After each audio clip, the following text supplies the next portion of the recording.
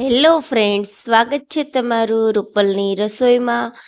તો આજે આપણે બનાવીશું સાબુદાણા અને ચોખાની ખીર.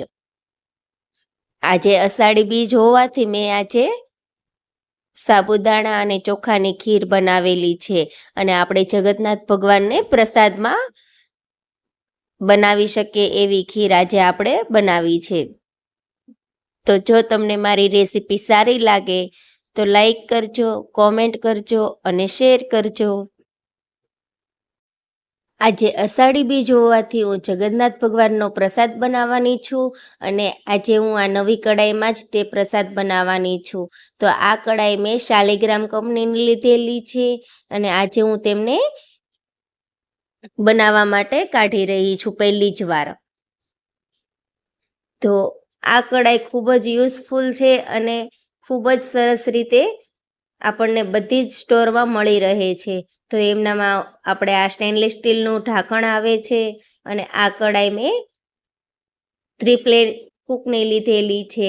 તેમાં એલ્યુમિનિયમ અને સ્ટીલનું બંનેનું કોડિંગ બનેલું આવે છે અને મેં આ કડાઈ 22 નંબરની જ લીધેલી છે જેથી કરીને મીડિયમ સાઇઝ મને ખૂબ જ યુઝફુલ થઈ શકે. તો ચાલો આજે આપણે આ કડાઈમાં જગન્નાથ ભગવાનનો પ્રસાદ બનાવીશું.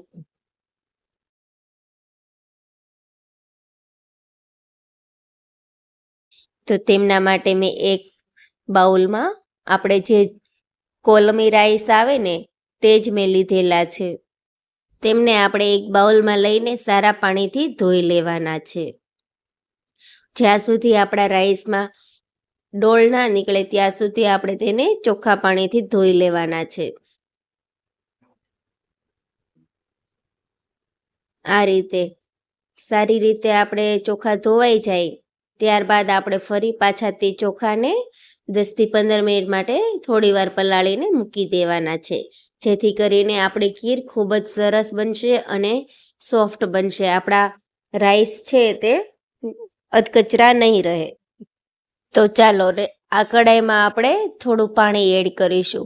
પાણી નાખવાથી આપણું દૂધ છે તે તળિયે ચોંટી નહીં જાય અને આ વર્ષો જૂની પરંપરા ચાલતી આવે છે કે ખીર બનાવતી પહેલાં આપણે થોડું એવું કડાઈમાં પાણી એડ કરવાનું જેથી કરીને આપણું દૂધ ચોંટતું નથી અને દાઝતું નથી. તો ચાલો તેમાં મેં 1 લીટર ફૂલ ફેટ દૂધ લીધેલું છે તે એડ કરવાનું છે. અને આ ખીર આપણને મમ્મીના હાથની જો ખાવા મળી જાય તો ખૂબ જ મજા પડી જાય.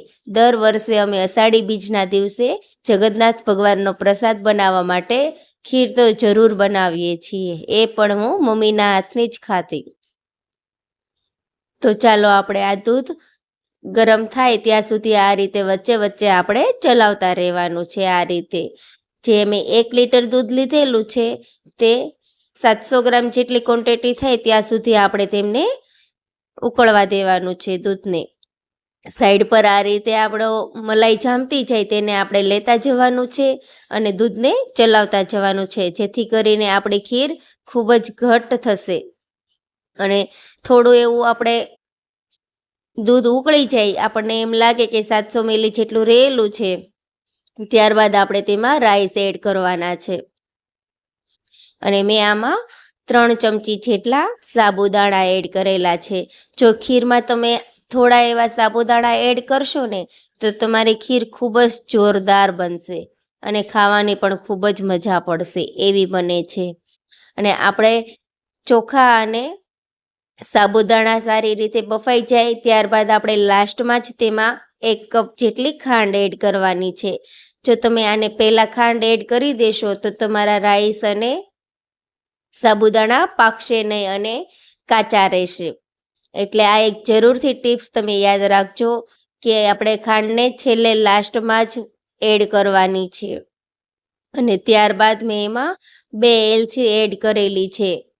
એલચીના દાણા આપણે આ રીતે ખીરમાં એડ કરવાના છે. અને એલચી ના હોય તો તમે તેમાં જાયફળ પણ નાખી શકો છો.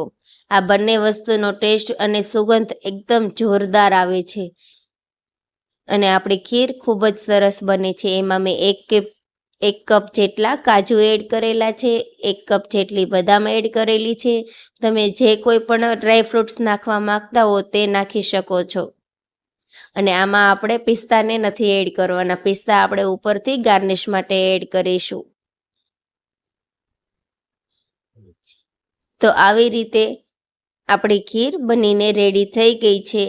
તો તમને મારી આ રેસીપી કેવી લાગી તે મને જરૂરથી જણાવજો. અને આપણી ખીર ખૂબ જ સરસ અને ઘટ્ટ બની છે અને ઉપરથી આપણે પિસ્તાને ગાર્નિશ કરી લેવાના છે આ રીતે. તો આજે અષાઢી બીજ હોવાથી તમે પણ જરૂરથી મારી રેસીપી ટ્રાય કરજો અને આ રીતે તમે સાબુદાણા અને ચોખાની ખીર બનાવજો. અને તેમની સાથે મેં આજે નવરંગ પૂરી બનાવેલી છે. તો આ નવરંગ પૂરીની રેસીપી હું તમને નેક્સ્ટ વિડીયોમાં જણાવીશ. તો મારી ચેનલને લાઈક કરજો, કોમેન્ટ કરજો, સબસ્ક્રાઈબ કરજો. સાઈડ પર આપેલ બેલ આઇકન પર ક્લિક કરજો જેથી કરીને અવનવી રસોઈના વિડીયો મળતા રહે.